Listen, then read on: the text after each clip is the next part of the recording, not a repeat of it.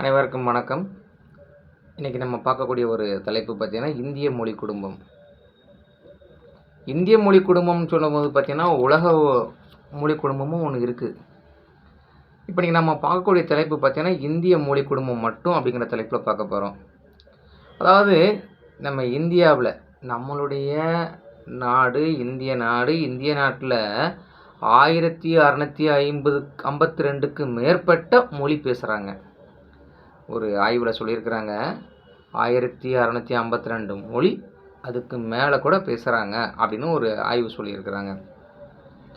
இப்படி 1652 மொழிகளையும் 6 வகையாக பிரிக்கிறோம். அந்த 6 வகை என்னலாம் அப்படிங்கிறத பார்த்திங்கன்னா முதல்ல பார்க்கக்கூடியது ஆரியன் இந்தோ ஐரோப்பிய மொழி குடும்பம். முதல்ல பார்க்குறது ஆரியன் இந்தோ ஐரோப்பிய மொழி குடும்பம் ஒன்றாவது. ரெண்டாவது வகை நம்மளுடைய திராவிட மொழி குடும்பம். மூணாவது ஆஸ்ட்ரோ ஆசியா மொழி குடும்பம். அடுத்தது திபெத்தோ சீன மொழி குடும்பம். அடுத்து அந்தமான் நிக்கோபார் மொழி குடும்பம். அடுத்தல பார்க்குறது நகலி மொழி குடும்பம் அப்படின்னு மொத்தம் 6 வகையாக பிரிக்கிறாங்க. இந்திய நாட்டில் பேசக்கூடிய மொழி குடும்பம் மொத்தம் 6 வகையாக பிரிக்கிறாங்க. இன்றைக்கி நாம் பார்க்கக்கூடிய ஒரு தலைப்பு பார்த்திங்கன்னா இந்திய மொழி குடும்பத்தை மட்டும் பார்க்க போகிறோம். ஸோ இந்திய மொழி குடும்பத்தில் இப்போ சொல்லியிருக்கிறேன், ஏற்கனவே சொல்லியிருக்கிறேன் 1652 மொழிகள் இருக்குது. இந்த 1652 மொழிகளில் அதை 2ஆக பிரிக்கிறாங்க. ஒன்று ஆரிய மொழி குடும்பம், மற்றொன்று திராவிட மொழி குடும்பம்.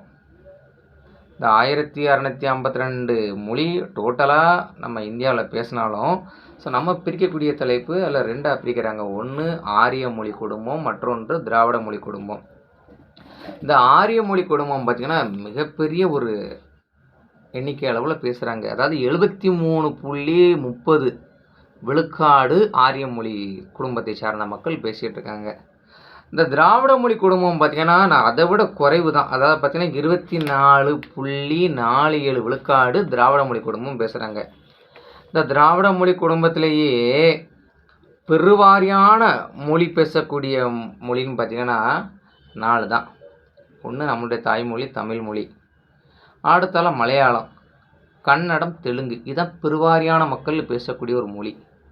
பெருவாரியான மக்கள் பேசக்கூடிய மொழி இந்த 4 தான். இதை திராவிட மொழி குடும்பத்தை நம்ம நினச்சிடணும் மேலே 4 பிரிவாக பிரிக்கிறாங்க. எப்படி பிரிக்கிறாங்கன்னா வட திராவிடம், நடு திராவிடம், தென் திராவிடம் அப்படின்னு சொல்லிட்டு 3 வெரைட்டியாக பிரிக்கிறாங்க.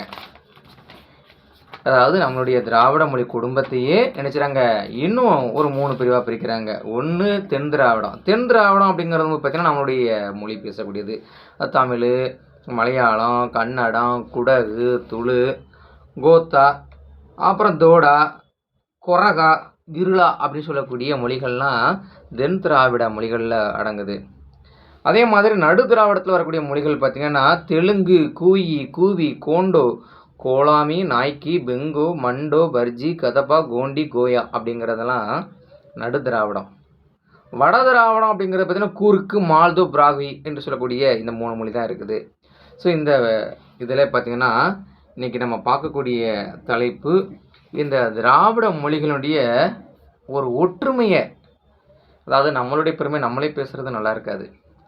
வேற்று நாட்டவர், அதாவது வேறு நாட்டில் இருந்து நம்ம நாட்டுக்கு வந்து, அதாவது கிறிஸ்தவ மதத்தை நம்மளுடைய இந்தியாவிற்கு பரப்ப வந்த ஒருவர், அதாவது கால்டுவெல் அயர்லாந்து நாட்டை சேர்ந்தவர் என்ன பண்ணுறாருன்னா 1886 ஒரு நூல் எழுதுகிறாரு.